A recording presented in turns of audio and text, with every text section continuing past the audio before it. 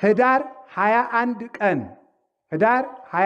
ቀን እግዚአብሔር ለሙሴ በጣቱ ጽፎ ቀርጾ ባርኮ የሰጠው እስራኤልን 40 ዓመት የመራቻቸው አማሌቃውያንን በኃይሏ ያጠፋችላቸው ዮርዳኖስን በደረቅ ያሻገረቻቸው ዳጎንን የቀጠቀጠችላቸው ፍልስጤማውያንን አንቀጥቅጣ በምርኮ የተመለሰችላቸው እስራኤል ተማጽነው ጥያቄያቸው የሚመለስባት እግዚአብሔር ለሕዝቡ የሚገለጥባት እግዚአብሔር ከድንኳኑ ከታቦቱ ላይ ሆኖ ከናንተ ጋር ነኝ የሚልባት እግዚአብሔር ከነሱ ጋር መሆኑን የሚያረጋግጡባት ታቦተ ጽዮን ዛሬ ህዳር 21 ቀን ኢትዮጵያ የገባችበት ቀን ነው ማለት ነው። እውነቱ ማለት ነው። ኢትዮጵያ ታቦተ ጽዮን የገባችው ንግሥት ሳባ መቅደስ ሰርታ የተቀበለቻት ወደ ኢትዮጵያ ያስገባቻት ዛሬ ነውና ጽዮንን ክበቧት። እንዲህ ያለችውን ታቦትማ ከባችሁ አመስግኗት። ታቦት ጣዖት ነው ይላል። እንዴት ጣዖት የሚሆን ሲባል ጣዖት ነው ይላል። በብሉይ ኪዳን እንግዲያ እግዚአብሔር የሰጠ ስንለው ያማ አልፏል ይላል። እንግዲያ እንደዚህ አካል ታቦት በብሉይ ኪዳን ብቻ ከነበረ ታቦት ደግሞ ዛሬ ጣዖት ነው ካልክ እግዚአብሔር ለጥቂት ዘመን ጣዖት ስናመልክ እንድንቆይ ፈቅዶልን ነበርን? አይደለም። አይገባችሁም እኮ ለእናንተ መልሱም ጥያቄውም አይባልም እንጂ አይደል እያልኩት ያለው በብሉይ ኪዳን ታቦት ነበር ብሎ አምኖ አንድ መናፍቅ ዛሬ ጣዖት ታቦት ነው ካለ ክርስቶስ እስከሚወለድ ጣዖት እንድናመልክ ተፈቅዶልን ነበርን?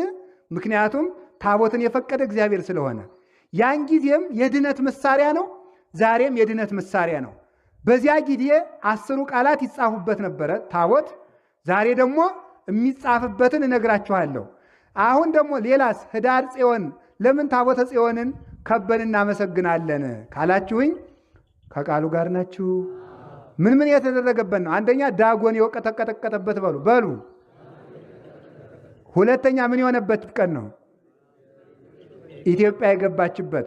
ሶስተኛ ለታቦተ ጽዮን ከንግሥት ሳባ በኋላ በሐዲስ ኪዳን አብርሃ አጽብሃ የተባሉ የኢትዮጵያ በሃይማኖት የከበሩ ንግሥታት አክሱም ጽዮን ላይ መቅደሷን ሰርተው ቅዳሴ ቤቷ የተከበረበት ቀን ነው።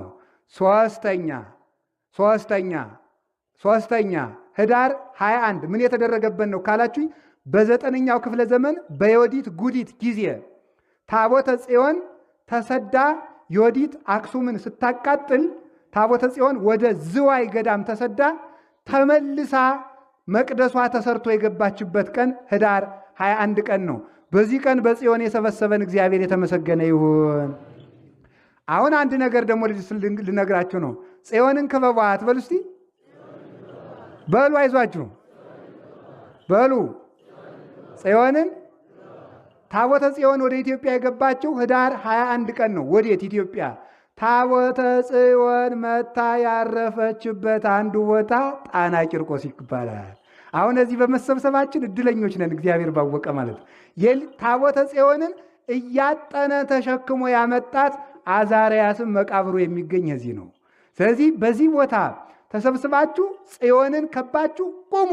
በየድርሳችሁ ተድባበ ማርያም ሂዳችሁም ክበቧት፣ መርጡ ለማርያም ሂዳችሁም ክበቧት፣ አክሱም ጽዮንም ሂዳችሁ ክበቧት። ሳፍ ጽዮን ትባል በነበረችው በእውነተኛይቱ መቅደስ እዚህ ባረፈችባት የኦሪት መስዋዕት በተሰዋባት በጣና ቂርቆስ ተገኝታችሁ ጽዮንን ክበቧት። በጣና ቂርቆስ ጽዮንን ከባችሁ ቁሙ ተብሎ ዳዊት ተናግሮ በዚህ ቀን እዚህ ከበን እንድንገኝ ያደረገን የኃያላን አምላክ ቅዱስ እግዚአብሔር ስሙ የተመሰገነ